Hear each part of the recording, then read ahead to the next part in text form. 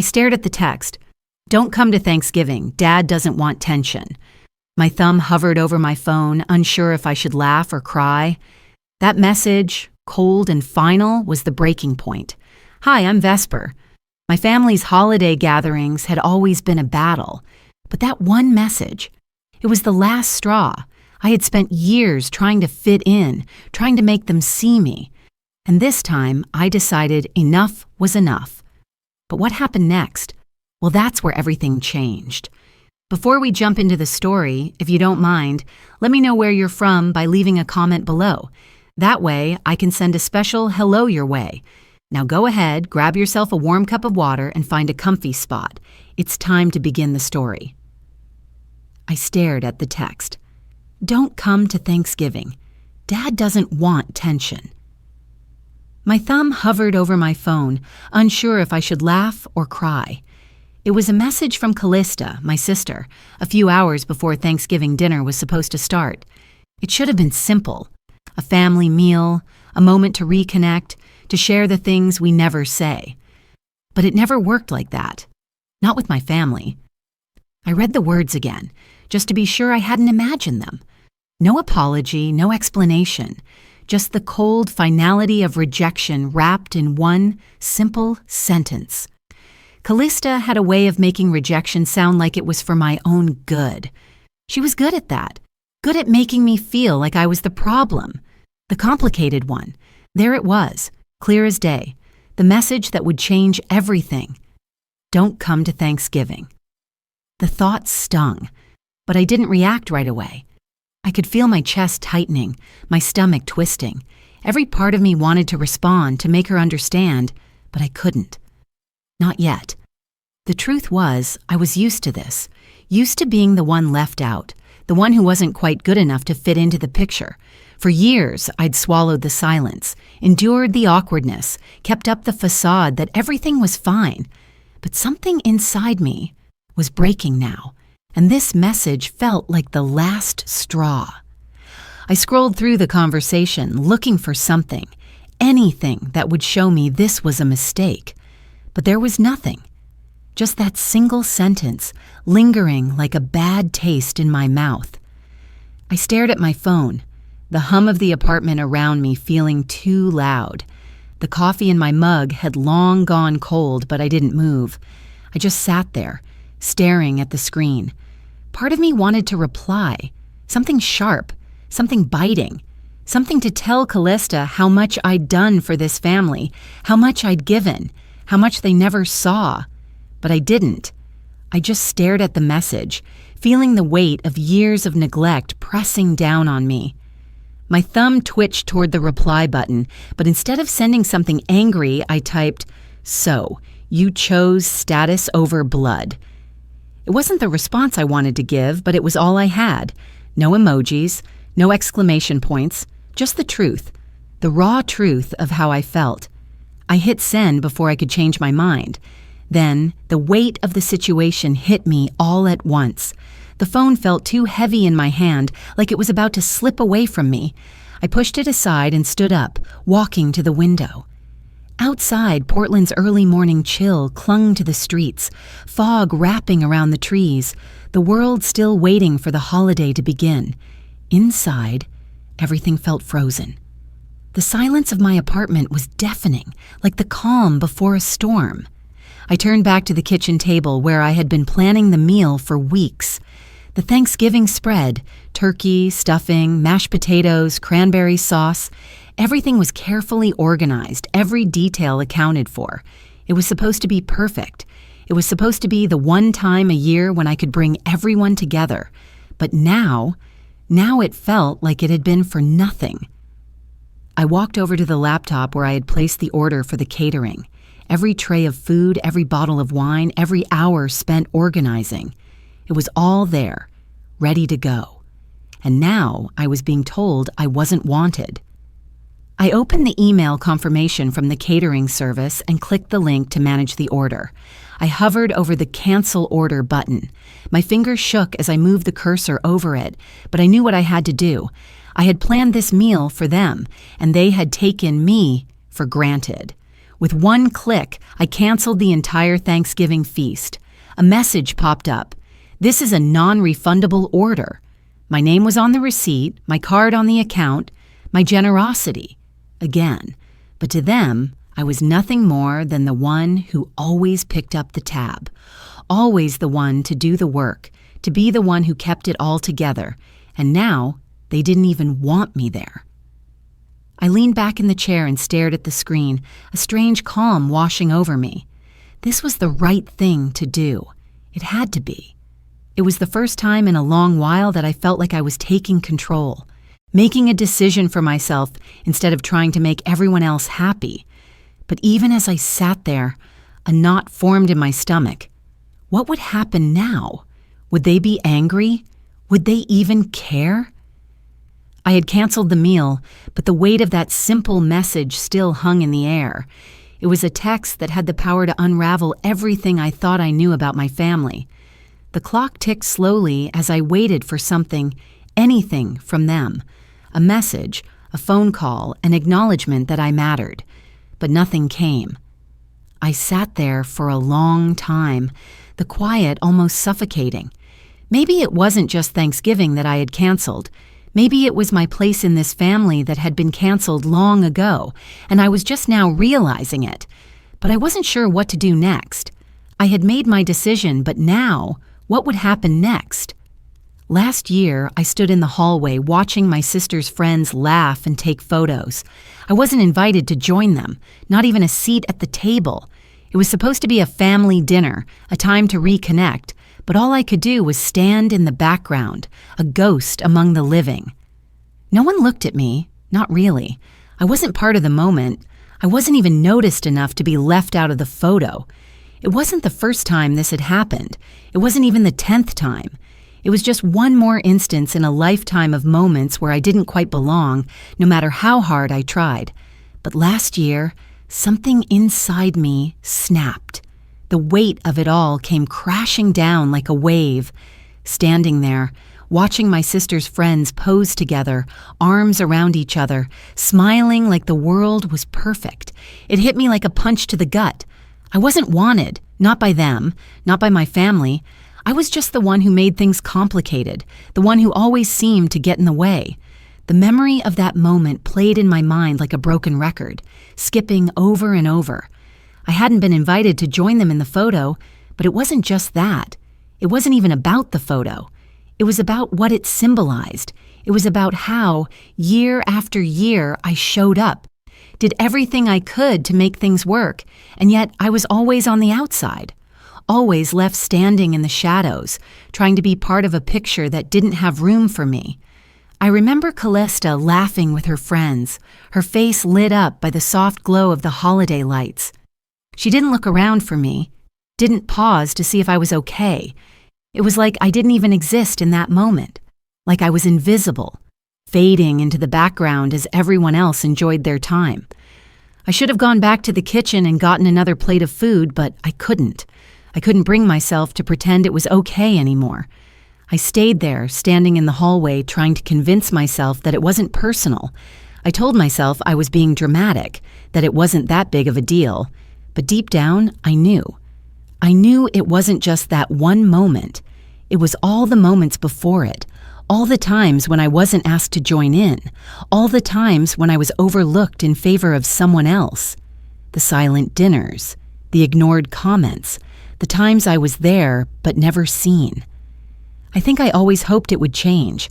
I kept telling myself, maybe next time, maybe this year, I would be part of it. I would finally be seen, finally be invited to the table. But year after year, nothing changed. Callista was the center of attention, as she always was. She was the one everyone turned to, the one who seemed to have it all together.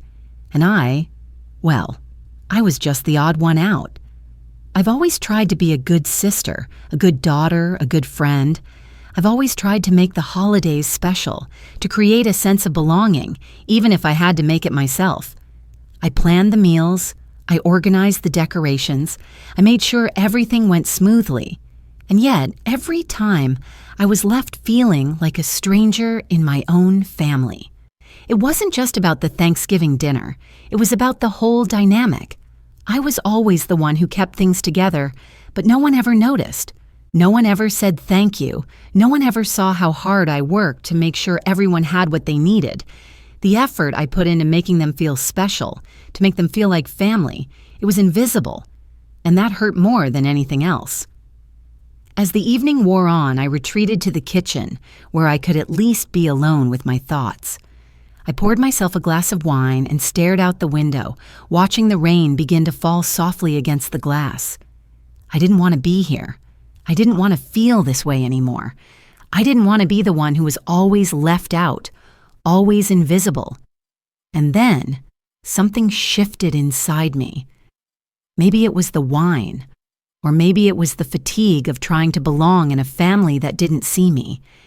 Maybe it was the realization that no matter how much I tried, no matter how much I gave, nothing would ever change. The truth was clear to me now. I had been invisible for so long that I had started to believe it. I had convinced myself that if I just tried harder, if I just made myself more visible, they would see me. But they didn't. They never had. I took a deep breath and looked at the reflection of myself in the window. The woman staring back at me didn't look like the person I wanted to be. She looked tired of trying, tired of pretending. I had been trying to fit into a family that didn't make room for me. I had been pouring my heart into a place that had never truly cared. And now, for the first time in a long time, I realized it wasn't me. It was them. I wasn't the problem. I had been trying to be something I wasn't, and for the first time I understood that I didn't need to change. I needed to stop trying to make them see me. I needed to stop chasing after something that was never going to happen. The realization was like a weight lifting off my shoulders, but it left me with a sense of emptiness too. I wasn't angry, not really. I wasn't sad either. I was just done. Done trying to fit into a picture that didn't have room for me. Done trying to prove that I mattered. I didn't belong, I whispered to myself, and for the first time, I didn't feel the sting. I realized I never would, and that was the moment I knew I needed to make a change, but where would I even begin? I opened the guest list for Thanksgiving, and there it was. My name wasn't even on it. I wasn't invited. I stared at the screen, blinking as if that would change what I was seeing. There, in neat little columns, were the names of everyone who was supposed to be there. My sister Callista's name, Mom, Dad, their friends, even Uncle Dean, everyone but me. It wasn't a mistake. It wasn't an oversight. This wasn't the first time. This wasn't the second. It was just the culmination of a lifetime of being left out, a lifetime of watching the world move on without me, and I couldn't take it anymore. The truth hit me hard. They didn't want me. Not in their pictures, not at their table, and certainly not in their lives. I had spent so many years trying to be a part of something that wasn't built for me, trying to prove I belonged when the door had been closed to me all along. I leaned back in my chair, feeling the coldness of the apartment press against me.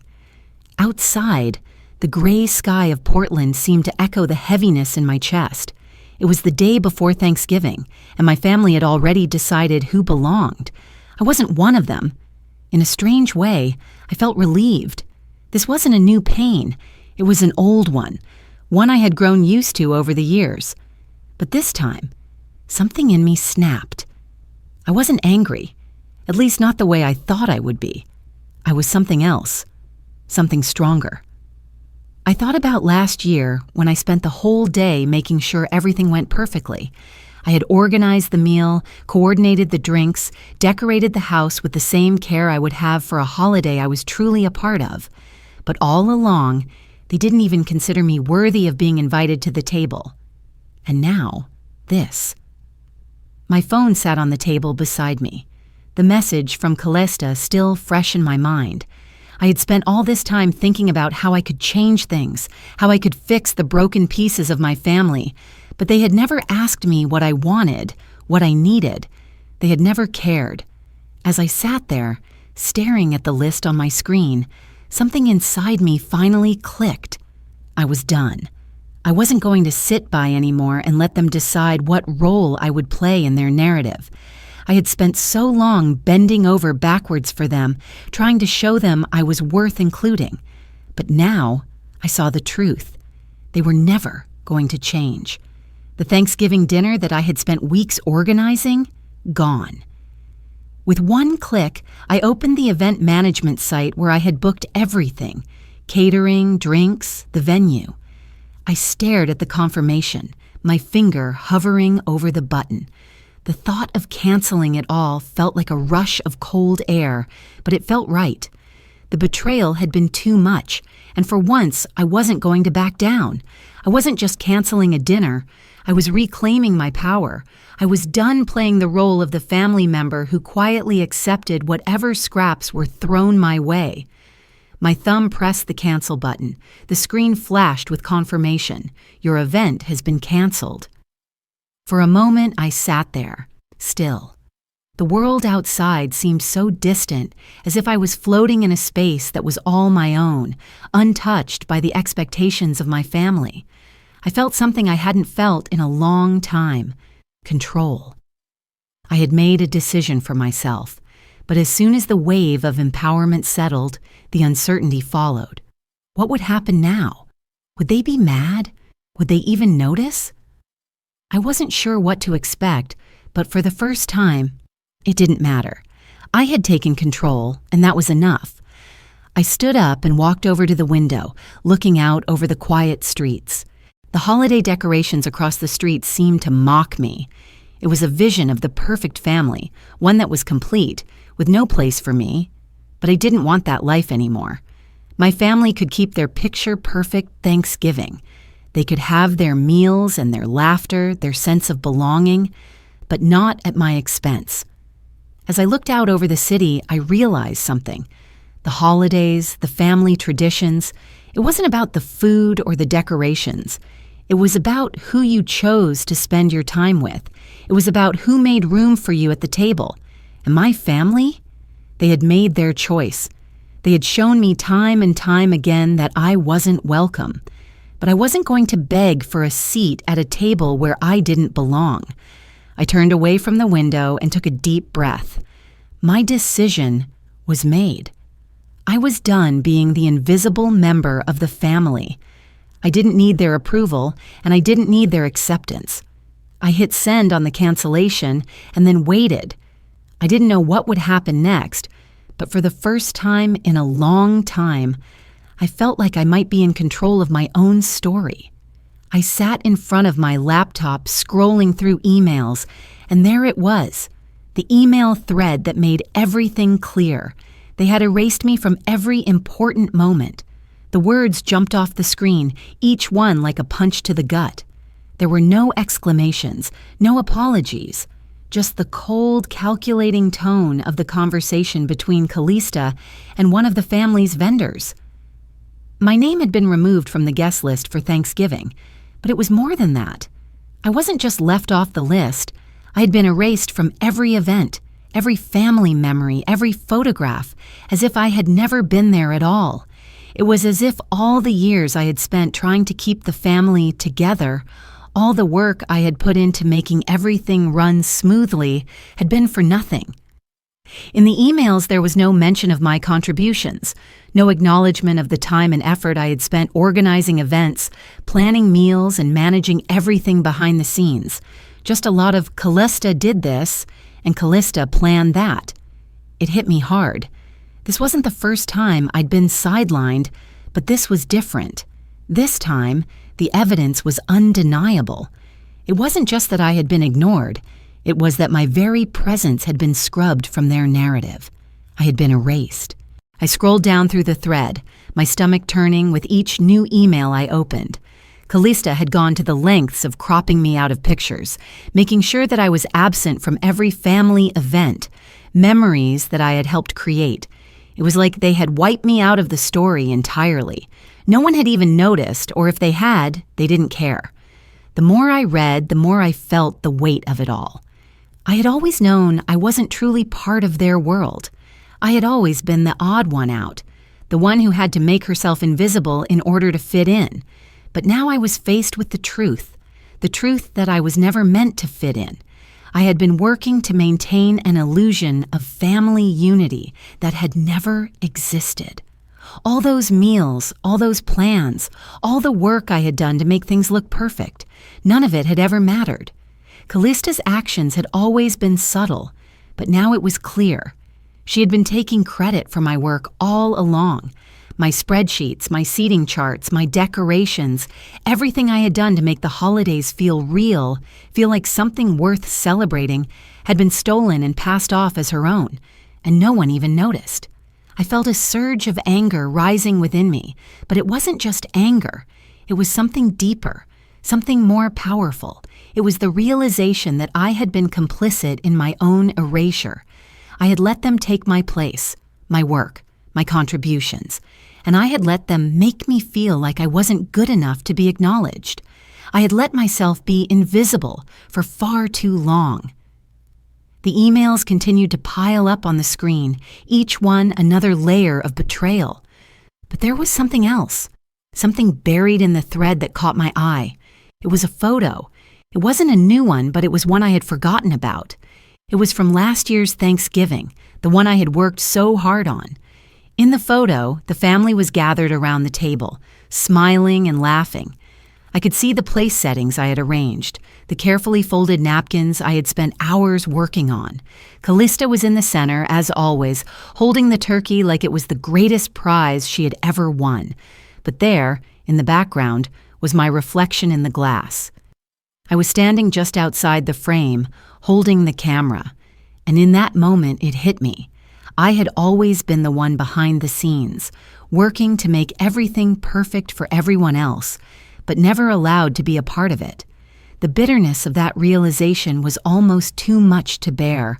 For years, I had told myself that if I just worked hard enough, if I just made things perfect enough, I would be included. But now I saw the truth. No matter how much I tried, I was always going to be the invisible one. I closed the laptop and sat back in the chair, my hands shaking. The world around me felt quieter now, the hum of the city outside my window distant and muffled. The weight of the truth settled on my shoulders like a heavy blanket. I had always been the one who made the effort, the one who kept trying to fit into a place that didn't have room for me. But now I realized I didn't need them. The email thread had exposed everything. The years of manipulation, the subtle ways they had controlled the narrative, and the lies they had told to keep me in my place. I wasn't going to sit by anymore and let them erase me. I wasn't going to let Callista's version of the story be the only one that mattered. I stood up, my feet steady beneath me. It was time to take control, time to show them that I wasn't the invisible member of the family anymore. I had spent too many years letting them dictate my worth, and I wasn't going to do it any longer. I began gathering everything, every email, every photo, every plan I had ever worked on for family events. I saved the emails where Callista had claimed my work as her own. I took screenshots of the photos where I had been deliberately cropped out. I collected the receipts for the catering, the invitations, everything I had done for them. It was time to expose the truth. As I saved the last email, I realized there was only one thing left to do: expose them. But would anyone care? Would my family listen? Or would they just continue to sweep it all under the rug, pretending it didn't matter? The uncertainty of what would happen next loomed over me, but for the first time I felt a sense of power. The truth had been exposed. Now it was up to me to decide what came next. I couldn't believe it. I sat there, email open in front of me, staring at the words I had just written. This was the point of no return. I had written the truth I had buried for so long, the truth I had never allowed myself to voice. The words seemed so simple, but the weight behind them was crushing. There, in black and white, was everything I had endured: the silence, the erasure, the constant disregard. For years, I had kept quiet. I had accepted my role in the family, quietly working behind the scenes, making sure everything was perfect, but never asking for recognition, never asking for a place at the table. I had convinced myself that my role was to make things run smoothly for everyone else. It was easier that way. I didn't rock the boat. I didn't ask for too much. But now I saw the cost. My silence had done nothing but fuel their disregard for me. It had given them permission to keep treating me like an outsider. I had spent too many years thinking that if I kept quiet, if I stayed out of the way, I would eventually be included. But the truth was, I had been invisible to them, and the more I tried to blend in, the more I faded into the background. I thought about all the times I had stayed silent, when Callista would take credit for the work I did, when they would laugh at my suggestions or ignore my input, when I would be left standing alone, watching everyone else share moments I could never be part of. It was never an overt rejection, never an explicit statement that I didn't belong. It was in the small, subtle ways they excluded me. The way they didn't ask me to join in the photos, the way they didn't ask for my opinion on family matters, the way my name was always left off the guest list. That was my life. A quiet, unspoken exclusion. But this time, I couldn't stay silent anymore. I couldn't keep pretending it didn't hurt. I had been invisible for so long that I had started to believe it. But now, I saw it for what it really was. Manipulation. They had controlled the narrative for years, and I had let them. I had let them dictate who I was in their lives, and in doing so, I had lost myself. My fingers hovered over the keyboard, trembling. I had never felt so vulnerable, so exposed. This email wasn't just about airing my grievances. It was about taking back my power. I wasn't going to be the silent one anymore. I wasn't going to hide behind my quiet acceptance of their treatment. I had collected everything. The emails where Callista had claimed my work as her own, the photos where I had been cropped out, the receipts for all the money I had spent on family events. I had spent so many years keeping everything together, trying to make things perfect, and now it was time to stop pretending. It was time to demand recognition for what I had done. Not for their approval, but for my own sense of worth. I was done playing the role of the victim. I was done being the one who silently accepted whatever scraps they decided to throw my way. I wasn't asking for an apology. I wasn't asking for them to change. I just wanted them to know that I had seen the truth, that I had finally seen them for what they were. I reread the email one last time, my heart pounding in my chest. I wasn't sure what I was expecting. Part of me hoped they would apologize, but another part of me knew better. This wasn't about getting an apology. This was about reclaiming my story. With a deep breath, I hit send. The weight lifted from my chest immediately, but it was replaced by a cold emptiness. The deed was done. I had exposed the truth. But what would happen next? Would they be mad? Would they even care? I didn't know. I had no idea how they would react. But for the first time, it didn't matter. I sat back in my chair, staring at the screen. My phone buzzed in my pocket, but I didn't check it. I didn't want to know. I didn't want to see their responses, or worse, see nothing at all. For years, I had waited for them to acknowledge me, to see me for who I was, but I couldn't keep waiting. I couldn't keep begging for something they had no intention of giving me. My phone buzzed again. The sound felt like a distant echo. I didn't move. I didn't even glance at the screen. I wasn't waiting for their validation anymore. I was waiting for my own peace. As I sat in the stillness of my apartment, the night before Thanksgiving, I realized that I had reached my breaking point. I had given everything I had for this family. I had spent years trying to fit into a space that was never meant for me. But now, I had made a choice. I had taken control. And for the first time in a long time, I didn't feel invisible anymore. I didn't need their approval anymore. For the first time, I felt like I was enough. Not because they said so, but because I knew it myself. The weight that had held me down for so long seemed to dissipate, leaving me standing taller.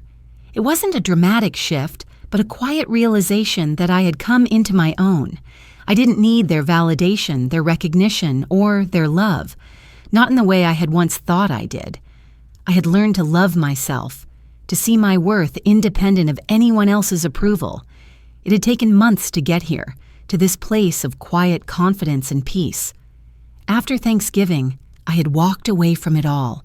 The constant struggle for a place at the table, the silent sacrifices, the never-ending dance of trying to belong.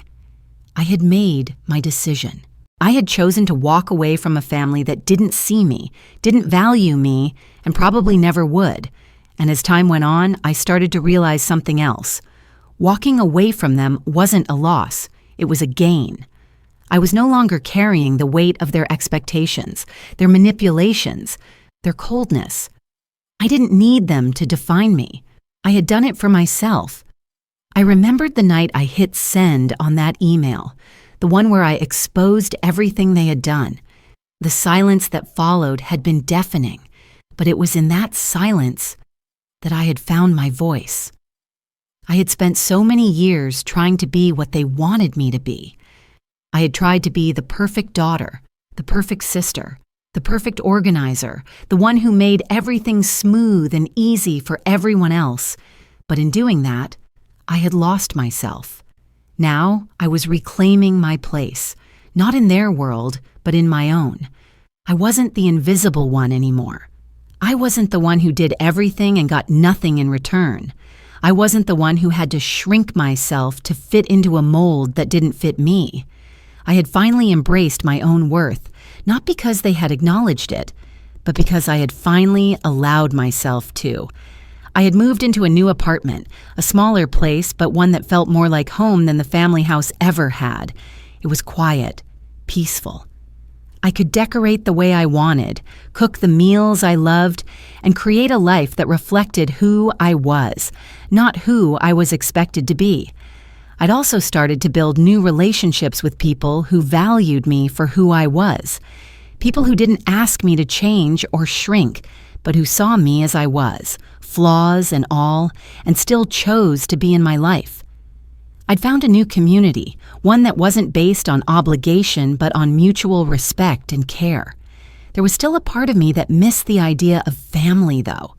The shared holidays, the togetherness, the comfort of knowing you're a part of something bigger than yourself. But that was the fantasy I had been holding on to. The reality was that my family wasn't that for me, and it never had been. Thanksgiving came around again, but this time I wasn't sitting at the table where I had spent so many years pretending to belong. Instead, I was invited to a small gathering with a few close friends and some neighbors I'd gotten to know over the last few months. It wasn't a grand affair, just a simple meal with people who made me feel seen and heard. People who valued me for who I was, not for what I could do for them. As I sat down to the meal, I couldn't help but smile. There was warmth in the room, not because of the food, but because of the people around me. I had finally found a place where I wasn't just tolerated, but celebrated. This was what family was meant to be, not an obligation, not a performance, but a group of people who accept you as you are and love you because of it. I raised my glass to toast to the people around me. I didn't need to be perfect for them. I didn't need to do everything for them. I was enough just as I was. As the evening wore on, I realized that this was what I had been searching for all along, a sense of belonging. But it wasn't the kind I had expected to find with my blood relatives. It was the kind I had created for myself. For the first time in a long time, I felt free. I had reclaimed my place, not at the table I had tried to fit into for so long, but at the table I had built for myself. And that was enough. As I sat there with my new friends, sharing a meal that felt more like home than anything I'd ever known, I realized something important. Family isn't just about blood. It's about the people who see you, value you, and love you for who you truly are. Life doesn't always turn out the way we expect. Sometimes the most painful experiences are the ones that push us to rediscover our worth. If we allow ourselves to listen to our hearts and stand up for what we truly deserve, we can find peace, even in the most unexpected places. If this story touched you, I'd love to hear your thoughts. Share your feelings or experiences, and let's continue to learn from one another.